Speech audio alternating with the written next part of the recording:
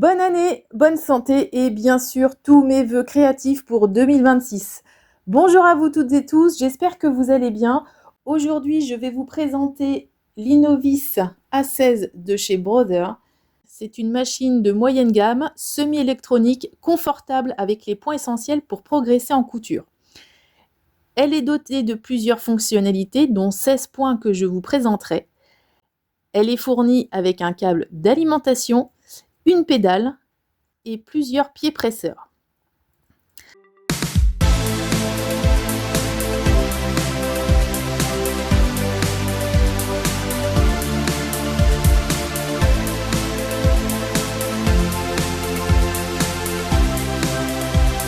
Avant de commencer, bien sûr, il va falloir la brancher. Donc ça se passe sur le côté droit de la machine. Donc le fil secteur, c'est ici. La pédale. On le verra plus tard, elle n'est pas forcément obligatoire. Vous pouvez très bien utiliser la machine sans brancher la pédale. Et pour l'allumer, c'est par ici.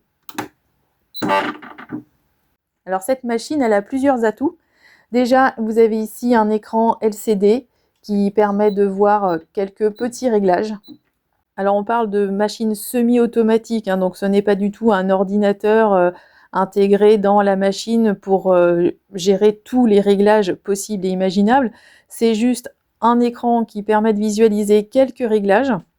La sélection des points ici se fait encore de manière mécanique, mais on a quand même l'avantage de voir précisément quelques détails comme la longueur de points, la largeur de points aussi. Si par exemple j'appuie sur la pédale alors que le pied n'est pas abaissé, il indique une erreur avec ce dessin qui indique de quoi il s'agit. On sait que c'est le pied presseur. Et voilà. Ça permet d'éviter quelques erreurs, ça permet aussi de chercher pourquoi la machine ne fonctionne pas, pourquoi elle n'avance pas. Voilà, c'est indiqué. De la même manière, si vous choisissez un point avec un pied presseur qui n'est pas adapté, si par exemple, si je choisis un point boutonnière, là c'est pareil.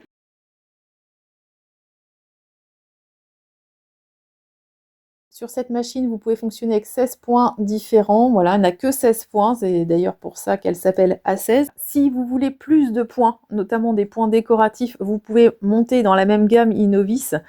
Vous pouvez monter sur l'A50 pour avoir 50 points, l'A80 pour avoir 80 points, etc. Je crois que ça va jusqu'à l'A150 pour avoir 150 points. Ça n'est pas forcément utile. Ici, vous avez les points basiques avec les points droits, les points zigzag. On peut aussi travailler le jersey, le surjet, les points aussi à repriser et différents styles de boutonnières. C'est déjà pas mal, on n'a pas besoin de plus pour faire de la couture, pour faire les essentiels de couture. Après, ça va être du décoratif. Alors si vous êtes à fond dans la décoration et que vous êtes très à l'aise sur une machine, pourquoi pas, ça existe. Mais c'est pas forcément ce dont vous avez besoin. Je ne vous l'ai pas montré tout à l'heure, mais sur la droite de la machine, vous avez ici la molette qui permet de monter et descendre l'aiguille à votre guise. Je vous montre ici en gros plan. Voilà.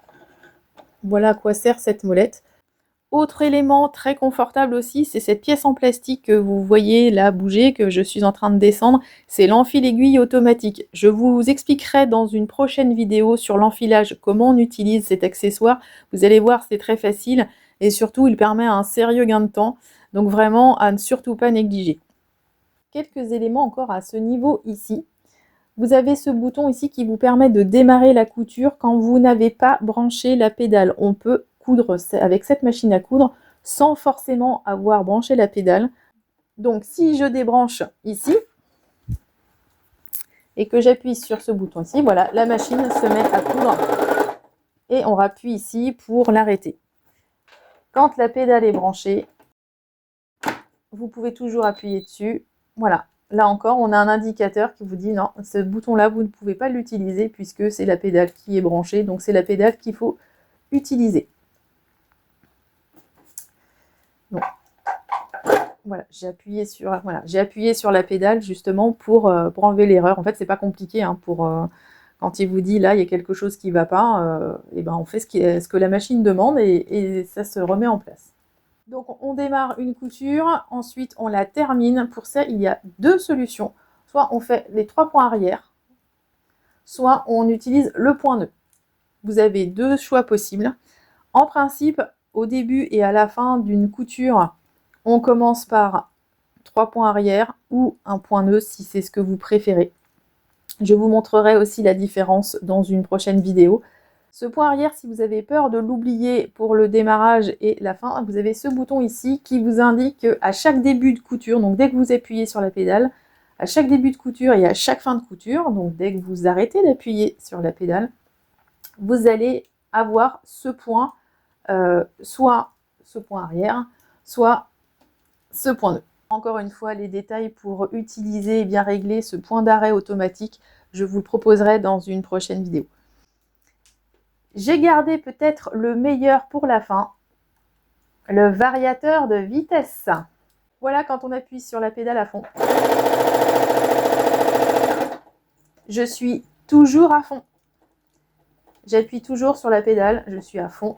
Sauf que ça ne va pas plus vite que ça parce que j'ai choisi de prendre une petite vitesse et parfois ça peut être rassurant. Quand vous êtes sur cette vitesse-là au maximum, vous pouvez varier la vitesse aussi avec votre pied. Vous voyez, je ralentis, j'arrête, je repars doucement. Voilà, c'est tout à fait possible aussi. Et on a une vitesse aussi intermédiaire. Voilà. Là, c'est quand je suis à fond sur la pédale. Ça ne va pas plus vite que ça. Et là encore, on peut varier si vous y arrivez. Voilà. Il arrive un moment où on est capable de gérer sa vitesse rien qu'avec le pied, mais ça prend un petit peu de temps. Et au début, c'est vraiment rassurant de pouvoir gérer sa vitesse de manière électronique. Donc ça, c'est vraiment, encore une fois, un outil qui est hyper confortable pour débuter la couture. Reste une dernière chose ici, c'est ce qui permet d'abaisser ou de relever l'aiguille. Pareil avec une petite assistance électronique. L'avantage d'utiliser ce bouton-là pour relever l'aiguille, c'est que au moment où vous avez terminé une couture, l'aiguille est relevée de telle sorte que le fil supérieur et le fil de canette soient désolidarisés, ce qui fait que quand vous allez retirer votre tissu, les fils vont suivre et vous allez pouvoir les couper à l'aide de ce coupe-fil qui est juste ici. C'est fini pour aujourd'hui et on se retrouve très bientôt pour se pencher un peu plus sur la question de l'enfilage de la machine.